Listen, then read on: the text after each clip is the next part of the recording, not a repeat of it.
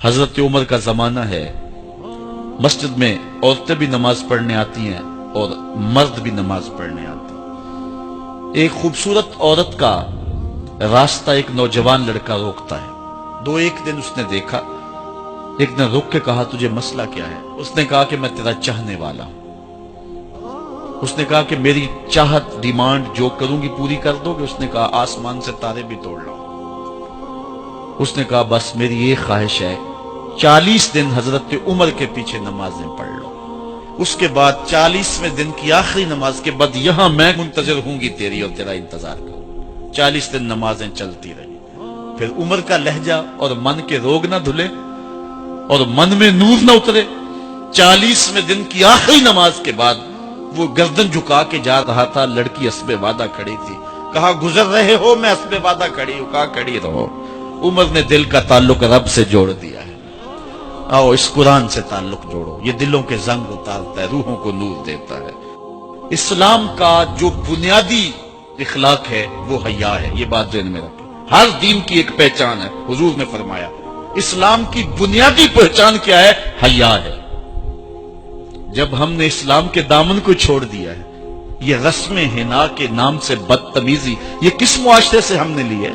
اور کیا بہوؤں بیٹیوں کا تماشا لگایا، اور نیم برہنہ بیٹیاں لوگوں کی شہوانی نگاہوں کے سامنے ہیں، اور باپ بھی کھڑا ہے اور بیٹا بھی کھڑا ہے۔ نہ باپ کی آنکھوں میں حیا ہے، نہ بیٹے کی نظروں میں حیا ہے، نہ بھائیوں میں غیرت ہے، اور کہتے ہو اللہ کی رحمتیں ہمارے اوپر نازل ہوں۔ یہ تو شکر کرو پتھر نہیں برستے محمد عربی کے قدموں کا صدقہ۔ اگر ان کی رحمت نہ ہو درمیان میں ابھی آگ لگ جائے دونوں جہاں میں۔ یہ تو ان کی رحمت ہے کہ پتھر نہیں برستے۔ پچھلی قوموں نے ایک ایک جرم کیا، کسی کے اوپر پتھر برسے، کسی کے اوپر خون برسا، کسی کے اوپر ایسا زلزلہ آیا کہ نیچے والی جگہ اوپر اور اوپر والی بستیاں نیچے، لیکن اس امت پر ایسا نہیں ہوگا۔ اور اللہ نے فرمایا ما کان اللہ لیعذبہم وانت فیہم، محبوب تیری وجہ سے میں عذاب نہیں اتارا ورنہ پیس کے رکھ۔ سر سے لے کر پاؤں تک ہم اسلام میں آ جائیں، چھوڑیں آدھا تیتر آدھا بٹیر، جہاں جی چاہا اسلام کے دامن میں آگے اور جہاں جی چاہا ادھر چلے جائے۔ مسجد میں بھی چندہ دیا اور ہوٹل میں بھی شراب پی، رب بھی خوش رہے شیطان بھی راضی رہے، ایسا نہیں ہوگا۔ رب کہتے نہیں کہ میرے ہو تو پھر میرے ہی ہو۔ کوئی بھی غیرت مند محبوب نہیں جو ہے تسلیم کرتا کہ میرا محب کسی اور کی طرف نظر اٹھا کے بھی دیکھے، تو رب سب سے بڑا غیرت مند ہے، وہ نہیں چاہتا میرا ہو اور کسی اور کی طرف دیکھے۔ تم کون ہے؟ مغربی تہذیب لگتی کیا ہے تمہاری؟ اپنی ملت کا قیاس اقوام مغرب سے نہ کر، خاص ہے ترکیب میں تجھے قوم رسول آخر۔ تم غیروں کی نقالیاں کرتے پھرتے ہو، تمہارے سامنے سیدہ عائشہ کی سیرت موجود نہیں ہے؟ تم مغرب کی ٹینوں بننے کی کوشش کرتی ہے میری بیٹی، تیرے سامنے محمد کی بیٹی فاطمہ کا نقشہ نہیں ہے؟ کدھر بھاگ رہی ہے؟ یہ بال کھول کے بازار میں کون جا رہا ہے؟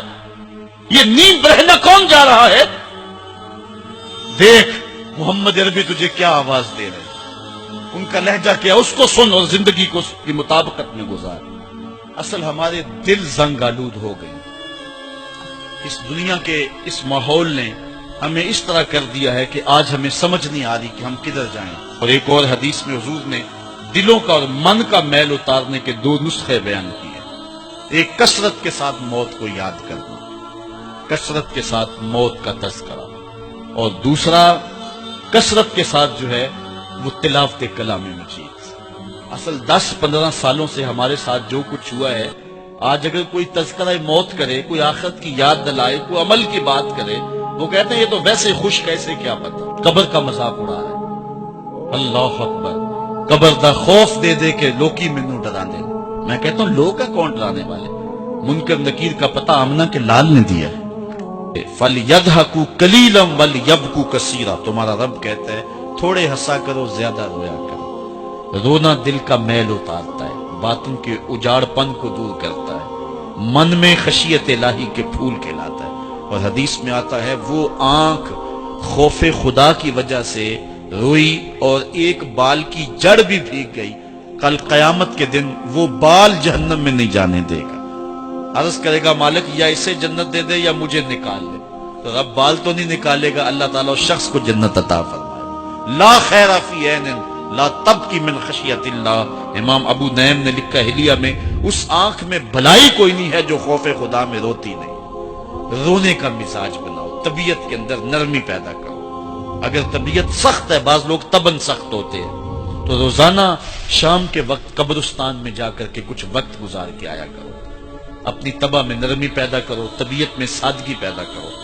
اپنے زندگی کے معاملات کو زیادہ نہ پھیلاؤ کہ جو حساب دینا مشکل ہو جائے. مجھے اپنے والد گرامی کی ایک بات یاد آئی. آپ فرمایا کرتے تھے جس شخص سے پیار ہو جائے نا, اس کی آخرت کے لیے سوچا کرو کہ اس کی آخرت ٹھیک ہو جائے. اس کے لیے محنت کرو, کوشش کرو, جو تم کر سکتے ہو کہ اس کی آخرت ٹھیک ہو جائے. ہاں, ہر بندہ چاہتا تو یہ ہے کہ میری زندگی آسودہ ہو. آسودہ ضرور بناؤ زندگی کو, لیکن خیال رکھو کہ اس دنیا کی زندگی کی آسودگی سے آخرت کی آسودگی جو ہے وہ زیادہ عزیز ہے. یہ 4 دن کی زندگی ختم ہو جانی, تھوڑی ہے, بالکل سانسوں کی گنتی ہے اور ختم ہو جانے والی ہے, اور وہ زندگی نہ ختم ہونے والی. اس لیے خندق کھودتے صحابہ پر جب حضور کو پیار آیا تو دعا کیا دی, اے اللہ میرے انصار کو بھی بخش دے, میرے مہاجروں کو بھی بخش دے. چونکہ زندگی تو آخرت کی زندگی ہے, ان کی آخرت کی زندگی کے لیے خاص طور پہ دعا مانگی. اس لیے اپنی آخرت کی زندگی کے بارے ترجیحاً ہم سوچیں اور اپنی زندگی کو بہتری کی طرف لے جائیں. 5 گانا نماز شعار زندگی بنا لیں. زندگی جاتی ہے تو جائے, لیکن نماز نہ جانے پائے.